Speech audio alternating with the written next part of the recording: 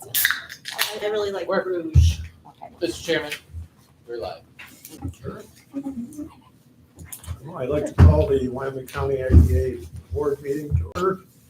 And I'll ask, we follow our usual procedure and we'll start with a roll call to determine who we're here. Jennifer Tishka, IDA staff. Robin Marshalek, IDA staff. Jim Pierce, IDA staff. Doug Burwanger, IDA board. Mark Dead, IDA board. Becky Ryan, IDA board. Nicole Hastings, IDA board. Joe Gozowski, IDA board.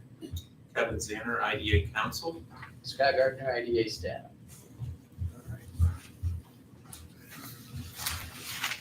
We have our minutes from March 13th. And when everybody's ready, I'll ask if anybody has any discussion or questions. If not, I'll entertain a motion to approve the minutes as submitted. Move them as written. Second. All in favor? Aye. Okay, the same procedure for the financial report, but I'd ask Robin first to give us highlights of that. Thank you, Chairman. We start out the month with $656,926 cash on hand and $1,902,839 invested funds and CDs.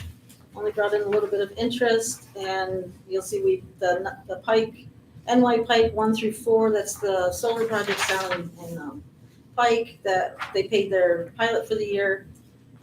We had some expenses for auditing and our normal monthly expenses, and we paid out the Pike 1 through 4 pilots to the jurisdictions.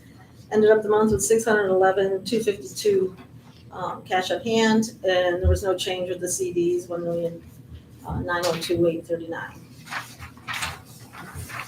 And on the back is the budget, and we are a quarter of the way through the year, so you can look at the numbers and see where we're at as far as overages, unders, as far as percentages. Any additions, corrections, or questions? Now I'll entertain a motion to approve the finance report. I'll make a motion to approve the finance report for March 31st, March 2025. Do I have a second? Second. All in favor? Aye. Okay. Jim, could you give us your report? Yeah, so I just wanted to let the board know, I did have another meeting with the ice cream maker from Turkey that is looking at the smaller API facility over in Arcade. This time we brought in the state representatives from Empire State Development to provide some oversight about what incentives might be available for the company. They're having their contractors look at what it might take to turn that building into a food grade facility in Arcade. So he doesn't have his numbers put together yet, but he's still very interested in the building and moving forward with the project. And this is a family-owned company that's operating currently in Turkey, and so this would be their first U.S. location. Still having discussions with the micro hotel developer for the Arcade site. They did get their CFA submitted to Empire State Development, which was due at the end of March.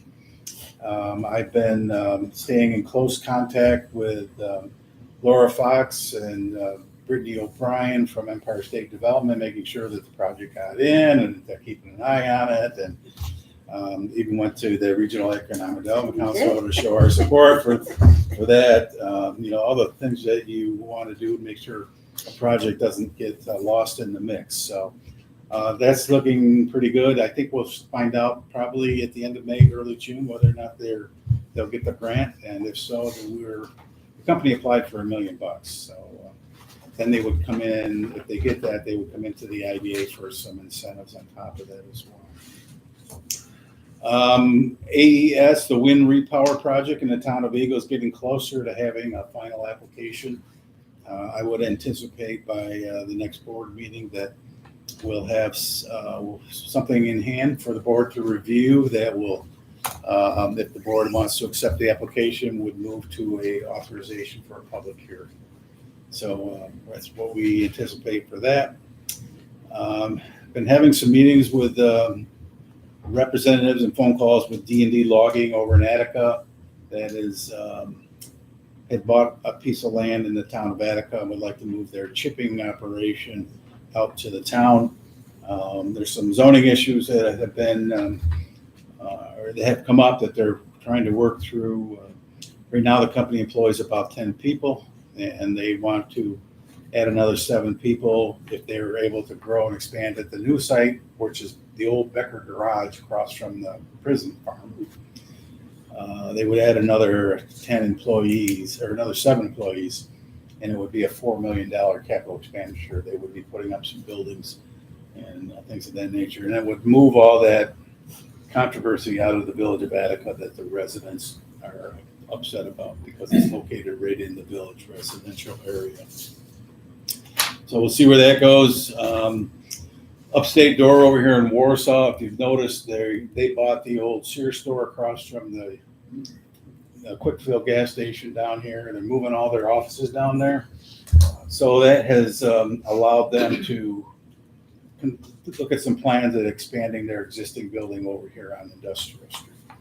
So they are putting in a new addition, plans for that. Designs have gone into the planning board. There is a setback variance that they are seeking.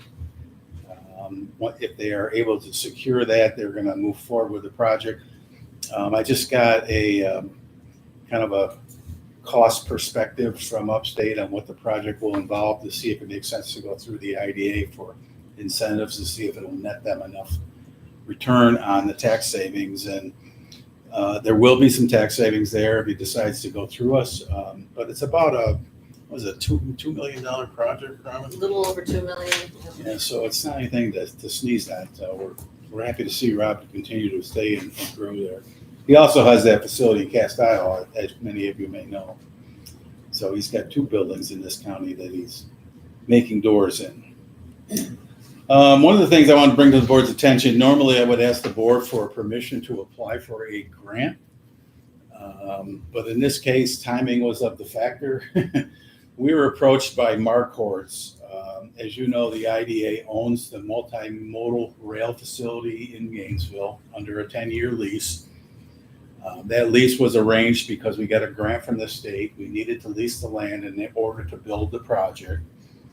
We became partners with Marquardt, who did all the in-kind work, all the site work, and helped the railroad actually put in the siding. And there's only one rail that comes off of the switch. Well, that one rail has kind of reached its capacity. He can only get about 8 cars there, and they don't have a way of reshuffling around cars if people don't come in a timely fashion and get their stuff. So there was a grant opportunity through Department of Transportation, and so we, being that IDA, applied for the grant. Marquardt did all the legwork, all the number crunching, and all the information, got it to us, and then Robin did her magic by getting everything in ship shape and put into the online system that the state has for the grant. I think it was over a $3 million project by the time it's all said and done. And the proposed project would be to have 2 more sidings come off of that switch, which will allow them more efficiency, but also to bring more cars. Last year, they had about 200 cars come in at that site. And as you may know, every time a rail car comes in with some sort of ag commodity or fertilizer on it, it takes 10 trucks off the road. So it's cutting down on truck traffic and emissions, and it's all that feel-good stuff. And it's for our businesses that are using rail, it's actually a cheaper form of transportation for them. So that we'll know about the application on that, and then like I said, this was due on April 7th. We didn't have time to reach out and ask for permission, so I guess I'm asking for forgiveness if the board doesn't support the project, or you still have the opportunity, if we get approved by this, to decline signing the contract for us. Well, and just so you know, we did put a grant in for the same project through the same department in October of 2023. So basically it's the same type of information, just updated with numbers and things like that. So, and you guys did give us the permission then, so we So kind we're of stretching that stretched that out a little bit. No, it It's the seems same fine to type me. of grant and the same stuff for the So project. this grant does not require a match, but Marquardt and us talked about, if you do have some sort of match there, it's looked at more favorable. So Marquardt is putting up a 10% match, and it most likely will be their in kind for doing the site work and the construction and things of that nature. So it's not gonna, there's no money coming out of our IDA pocket. Joe, Is this 2 additional sidings or it would be a total of 3? total of 3. Okay, that's about enough. Yeah. One more question. Yeah. This ice cream company out of Egypt. Yep. Have they ever given any indication of how big, the size, how much they'll employ as of today? Well, the building they're looking at is only about 17,000 square feet. They anticipate, it's not a huge employer, they anticipate employing about 10 people within the first 3 years. But, you know, they have big plans to grow it. He thinks in 5 years they could be up over 50 employees. If they're getting it to wholesale or like a Yuppies type. No, it's going to be wholesale. Yeah. And this was one of those project leads that came from Invest Buffalo Niagara and always has this code name over it. So this project was called Project Stretch. And so I asked the guy from Invest Buffalo, I said, where'd you get the name from? And he says, they have one of their ice cream products has the consistency of melted cheese. And it says it's really stretchy. And in Turkey, it's a very popular ice cream product. And he wants to introduce that here in the U.S. as well. But I told him next time he comes up, bring some samples. Sure. Sort of like taffy, huh? Yeah. That's because the other thing I come up with might be off base, but this guy's got to be looking at the health requirements between Turkey and here, you know. Yeah, he's been getting a good education. You know, I've hooked him up with all kinds of resources, ag and markets, and, you know, the local superintendent of public works, the state people, the health department, all those people have been, you know, brought to his attention that he needs to work with. Has he talked to Robert Kennedy Jr. yet? He has not done that yet. He's a busy guy. About You know. health requirements. So anyways, we'll keep you posted on the rail project, but to us, it seemed to make a lot of sense. If we are successful in getting a grant, it would require a new 10-year lease to be worked out with Marquardt, which is considered to be the life expectancy of the project with the grant dollars. So, Yeah, it's a DOT requirement. yeah. You have to have, the IDA has an interest in the project. So that's how you do it. But there's a number of, you know, it's open to anybody that wants to use it. I know TNS Crop uses it a lot. I always forget the name of the place over Gold in Star. Stryker, Gold Star. I want to call it Schultz's, but Gold Star uses it. We've even had discussions with the guy that's making the courts, the Sunrise courts or the Swash courts up here, to be able to ship out by rail. So, you know, he's having some discussions with them as well. So right now it's primarily ag commodities that are coming in there. And then Marquardt is shipping in their own products as well. So, the other thing, there's a guy that is the president of Buffalo Wire, which is a company in Buffalo. He's been looking in Arcade for the longest time for a facility. I can't find anything that suits his needs or his power requirements. And either the buildings are too big or there's not enough power to the building. He was really interested in the Pioneer Credit Building, but there's just not enough power that could come from that substation there on Edward Street without significant upgrades. But anyways, he's still in the hunt, so keep him on the radar screen. The last thing I want to mention is, and Doug is aware of this because he said yes, I was contacted by Empire State Development representative for the regional office of the Finger Lakes, and they said, are you aware there's a county infrastructure grant out there that was announced in late November? And I said, no, I did not see anything on it. And so this young lady from the regional office said, you know, I really would think it would behoove the county if they got us a letter of intent in about a infrastructure project that you would like to see funded through this grant program. And so we scrambled around to try to find a project that would fit the requirements and the eligibility. I worked with James on this, and there's a couple projects that popped up. We thought about the hotel guy, but if we get that guy more public assistance and he gets the other CFA, it's going to put him over that threshold of 30% public funding, and then he's got to pay prevailing wages, so let's not do that. And then the other project that I know has been worked on is over in the town of Arcade, where they have worked with the Water Resource Agency to identify a water extension project up Route 98 north out of the village. And so we called Doug, and Doug was game to come up and say yes to that. So we're right now submitting an application. We've been in touch with your engineers, and they are working on getting us some numbers for the application. By next week, we should have some numbers and be able to get that application out there. But James is working on this, and I said, you thought probably you were just going to coast right out of here, weren't you, James? And I said, well, we'll get this one done, and then you can. But When's it due? Application. it's a rolling. There's no deadline. okay. The letter of intent was in, and then if they like the project, they say submit the application, but there's no deadline. So this is not part of the CFA. The application or the letter of interest indicated that we were eligible for, based on the project, of $500,000. So I don't know, Doug, if you got any other comments on that or not. We're exploring all avenues for funding. And in our engagement with our engineer, Clark Patterson Lee, we're also contracting with Municipal Solutions. I spoke with Jeff Smith Monday, talked about this.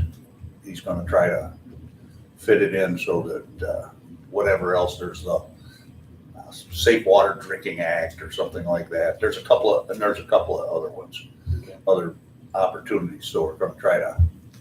The board is kind of adamant about no cost to the town to build the I would think so. build the project. So we'll see.